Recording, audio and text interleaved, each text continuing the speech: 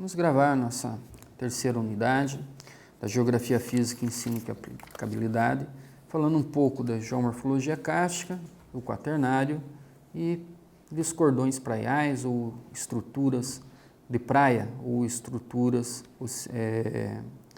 pericontinentais também. Então, quando nós pensamos em geomorfologia kárstica, a primeira coisa que nós devemos lembrar é que nós estamos nos reportando a uma paisagem ou uma feição geomorfológica que está ocorrendo em cima de rochas calcárias. O karst, ele significa o quê? Ele se refere a rochas calcárias. Então, nós podemos ter nas rochas calcárias aquelas estruturas que são chamadas estruturas ruiniformes, porque elas lembram a nós estruturas de ruínas, como se fossem cidades em ruínas. Também podemos pensar em geomorfologia kárstica quando nós estamos indo ou adentrando as famosas cavernas calcárias com seus espeleotemas, com as suas estalactites, estalagmites, colunas, cascatas, cortinas, represas de travertino, todas elas feições oriundas do quê? Da alteração da dolomita ou do calcário, transformação desse calcário na presença da água, que sempre vai ser uma água que vai ter um certo grau de acidez, vai reagir com o carbonato do calcário, transformar em bicarbonato e vai ser transportada pela água em estado coloidal, dissolvido. Quando a água encontra um espaço ou uma fissura maior, a água tende a evaporar e esse bicarbonato vai precipitar sob a forma de calcita, gerando aqueles espeleotemas que nós falamos inicialmente, tais como as estruturas em cortinas, represas de travertino, estalactites, estalagmites e assim por diante. Essas são o que? As famosas cavernas de calcário. Aí nós temos também o que é o chamado relevo pseudocárstico. Um exemplo de relevo pseudocárstico nós podemos ver na região de Ponta Grossa, que nós temos aquelas dolinas ou as famosas furnas, que são típicas do quê?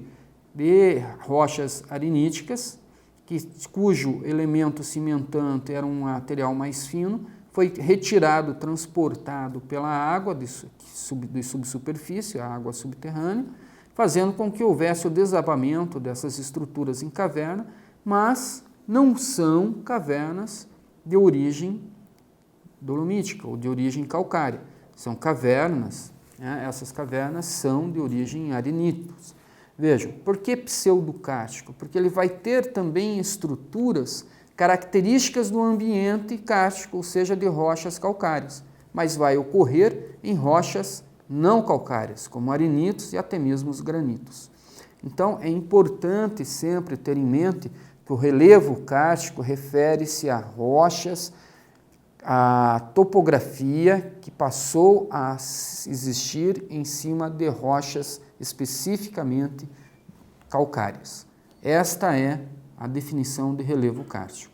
Então, nós temos um conceito genético do ponto de vista litológico. Uma outra elemento importante que nós vemos nessa unidade refere-se, por exemplo, aos cordões praiais, às estruturas que nós temos em praia. A primeira coisa delas que nós temos que lembrar é que o oceano, por exemplo, vai fazer com que nós tenhamos realinhamentos ou vai gerar as feições praiais. Na imagem que vocês têm de satélite aí, retirada do Google, nós vemos a Ilha do Mel, um elemento central aqui aparecendo, e aí nós vemos a região de Pontal do Sul e as praias do sul do Paraná.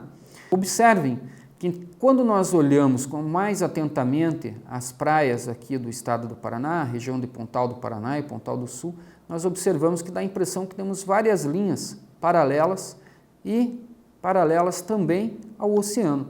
Quando nós observamos a região do parque, aqui mais preservado, da Ilha do Mel, também vemos essas mesmas linhas. O que isso são? São antigos cordões praiais, ou seja, eram antigas praias como nós temos hoje, que no passado estiveram aonde? Nessa posição. Essas são feições muito bem identificadas, facilmente visíveis aonde? A partir de uma imagem de satélite. Então, essa imagem que nós temos aqui do Google nos demonstra claramente o avanço e o recuo do mar ao longo do tempo. Há 20 mil anos, no fim do último glacial, o mar estava a mais de 80 quilômetros de onde está hoje. Com o fim do glacial e o início do período mais quente, o mar retomou essas terras. Tanto é que a Ilha do Mel, há 20 mil anos, 25 mil anos, era unida ao continente. A Baía de Paranaguá estava fechada, né, por grandes extensões de cordões praiais. Isso aqui é a representação clara, física, é a leitura da geomorfologia ou do livro da natureza contando a sua história. Bem, alunos, chegamos com essa videoaula ao fim do nosso trabalho com vocês a respeito da geografia física, ensino e aplicabilidade.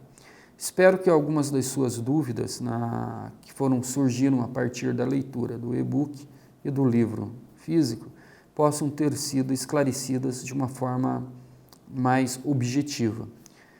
Queria agradecer a vocês pela paciência de estarem aqui, queria agradecer pela oportunidade de podermos estarmos trabalhando junto. As dúvidas que persistirem, e espero que persistam muitas, porque daí é sinal que nós estudamos, né, vocês podem encontrar, dirimi-las na plataforma Moodle e também através de perguntas diretamente à minha pessoa, também via plataforma Moodle. Muito obrigado e bons estudos para todos vocês.